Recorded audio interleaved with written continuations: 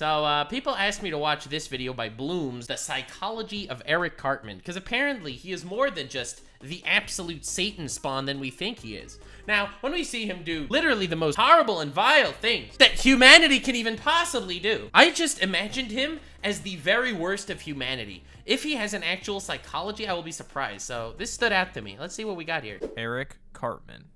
To those unfamiliar with the name, they may think nothing of it.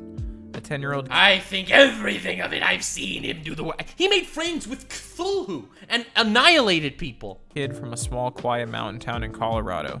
Just your typical, unassuming kid who likes to hang out with his friends and play with his toys. This dude literally murdered this guy's parents and blended them into a curry and fed them to him, okay? This man is evil. The Psychology of Eric Cartman, psychopath. However, underneath the veil of your typical elementary school boy, there's a much, much darker side. He's a monster. In fact, we may be in the presence of the most disturbed, manipulative, narcissistic, intelligent, pathological liar that has ever been conceived in the history of media. And in cases like this, it's important to answer one question. Why? What caused this? How did it cause this? And what are the effects of this? Oh, God. This is the Psychology of Eric Cartman. Oh God, I'm scared. I feel like I'm at the precipice of the abyss. You know, you stare into the abyss and the abyss stares back. And I'm just, oh God, oh, what is gonna happen? This man is hellspawn. Before I start, I just want to give a big shout out to user DaddyCool13 on Reddit.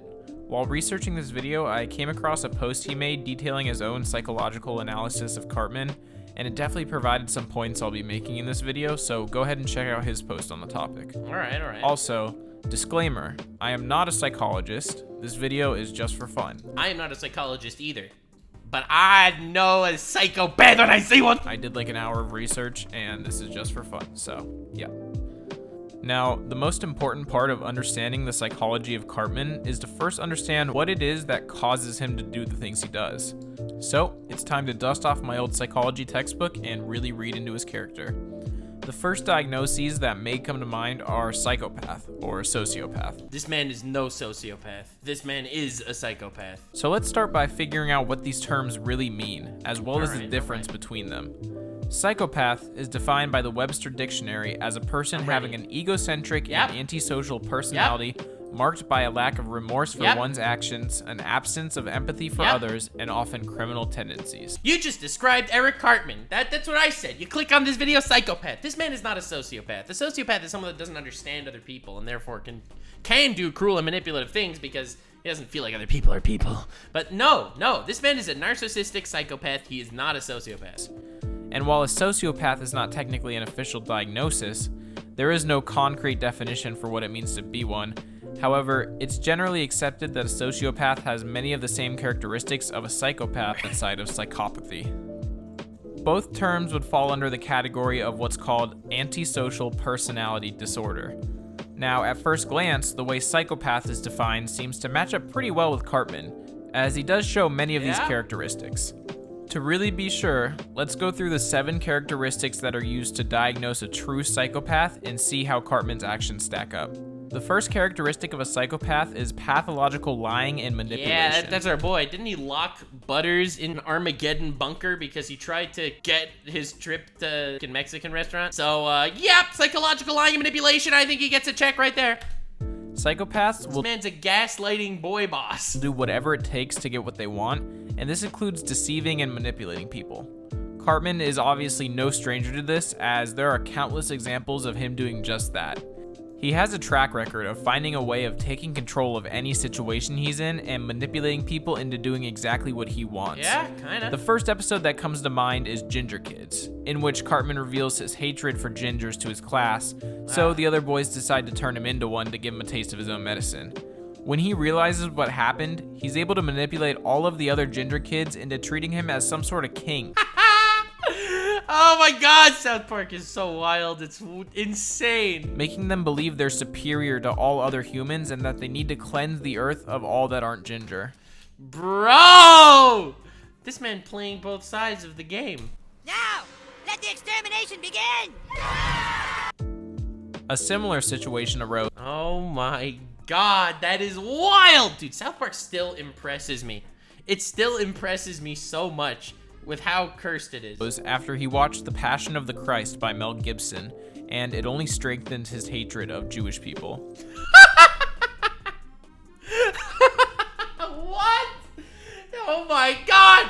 I have to watch these episodes, my dude. I only saw a couple episodes here and there on like the stuff that people recommended to me. I can't sit through 26 seasons or whatever. So, of course, he's able to manipulate a large portion of the town into attempting to recreate the actions of a certain German dictator. Not to mention his entire relationship with Heidi just becoming a cycle of abuse and manipulation. So yeah, it's pretty safe to say that Cartman is in fact a pathological liar. Yeah, and I would manipulator. say that. The second that works. psychopathic trait is rule breaking or failure to obey laws. I mean, we mentioned it. This dude literally murdered some guy's parents and blended them up into freaking chili. Instead of doing any sort of analysis for this one, I think it would honestly just be better if I tried to list every single crime that Cartman has committed in one breath. So let's do it. All right, here we go. Oh god.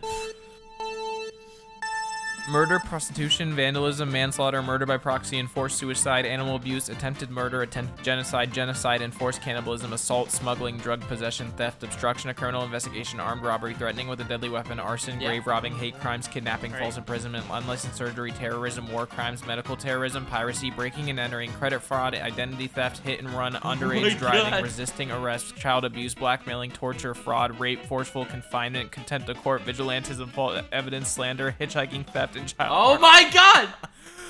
Oh my god. So yeah, I don't think there's any question whether Oh my god, dude. or not Cartman has this trait. Another trait is impulsive behavior. Cartman is extremely Dude, mega impulsive. This man gets pissed and he will murder you. impulsive. So much so that it often is his downfall. He has the inability to not act impulsively when presented with a thought he wants to act on. This has led to countless instances of his plans falling apart due to the dumb decisions he makes impulsively. I think Principal Victoria puts it best in the episode TMI. This is exactly the kind of thing we are always talking about, Eric. You get angry about something you don't think, and you cause bad things to happen. This time, you've done it to yourself. Damn. Then there's the trait of irritability and aggression, manifested as frequently assaults others or engages in fighting. Yeah, irritably and aggression, I feel like that works. It's pretty common knowledge that Cartman isn't afraid to get physical with those that get in his way, specifically Kyle most often. And though it is rarely seen that Cartman actually wins a fight, That's not the point! It's not whether you win! still plenty of examples of him being willing to hurt someone if it means getting his way. Yeah. The next trait is a blatant disregard for the safety of themselves and others. Cartman has lived rather That's right. He did this whole episode where he wanted to flash back into his past lives to learn history, and he would do so by doing near-death experiences. Yeah, I feel like that's a good one. in the 24 seasons of South Park, putting himself and those around him into countless situations that could result in severe injury or death to him and the others.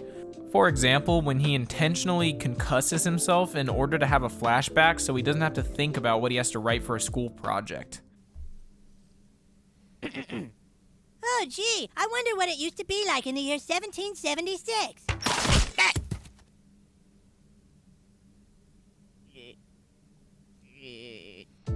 Yeah. This also goes hand in hand with his impulsiveness, as he doesn't often think twice when doing something that could hurt him or others.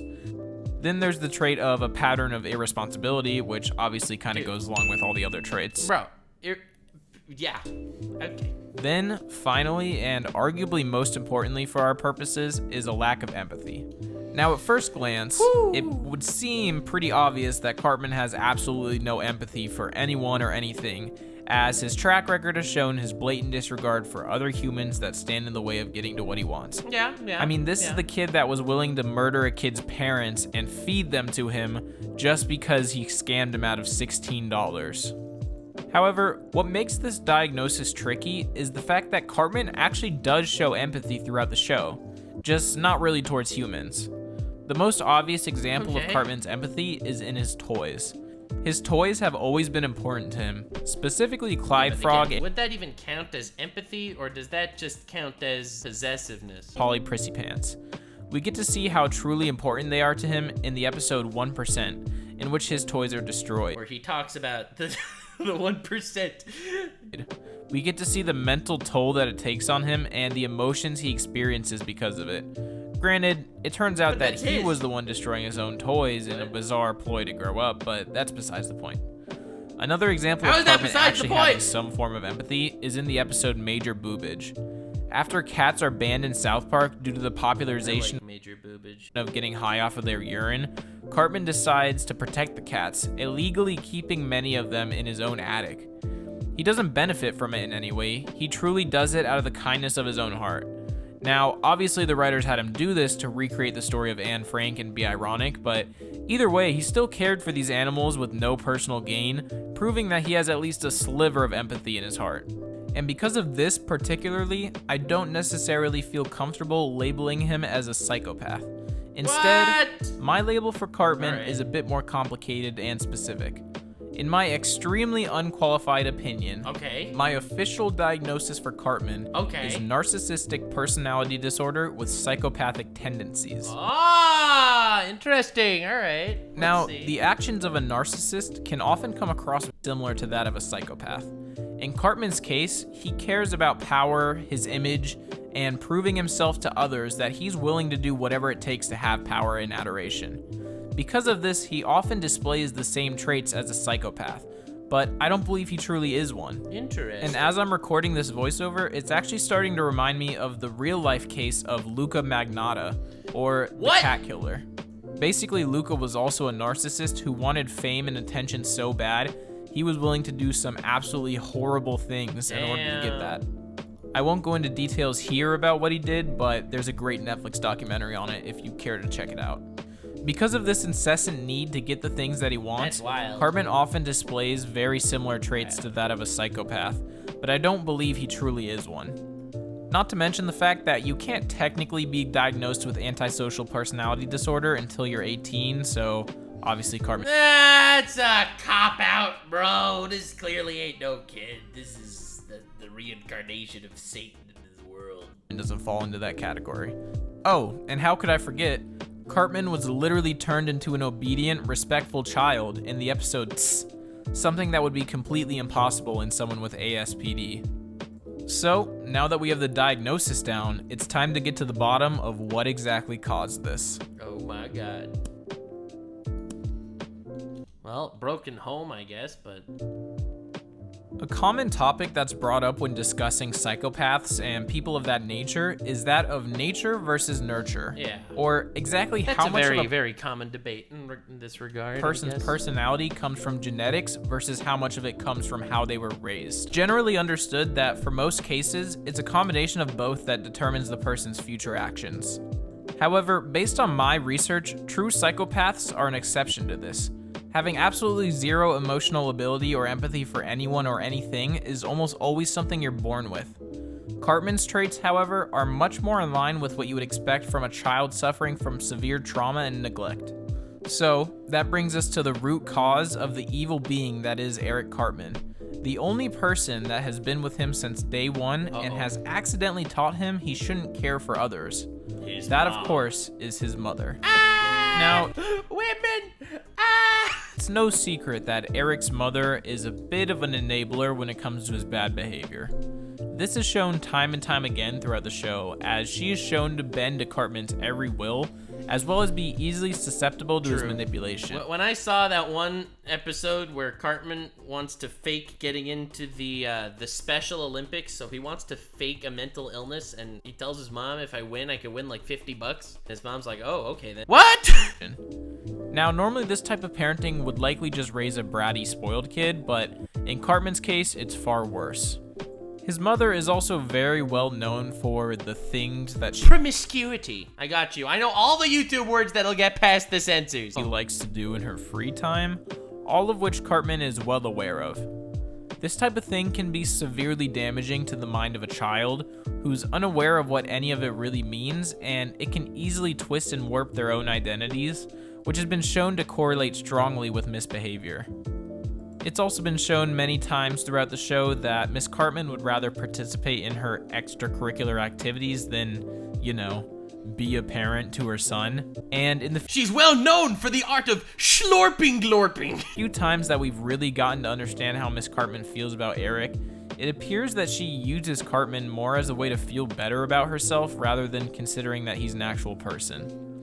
All of these factors combined have taught Cartman that no one will truly love or care for him, that everyone is motivated only by their own self-interest. I don't know, I do feel like it's more than that. That'll make either a brat that's getting caved to or someone that feels betrayed and lost, but his level of insanity has to come from a state of psychopathy. Like, I don't think that just because his mom is the throat goat, it'll make him quite as evil and twisted as he is. It has to come from genetics also. I think that he's a narcissistic psychopath.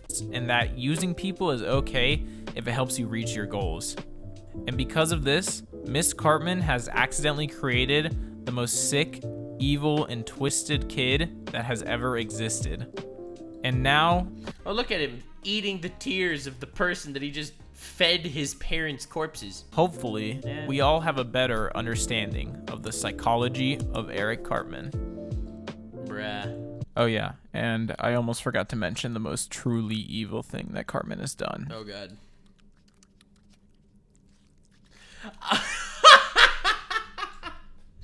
He just eats the fried part of the chicken. Yeah, I see that. I see that. That's...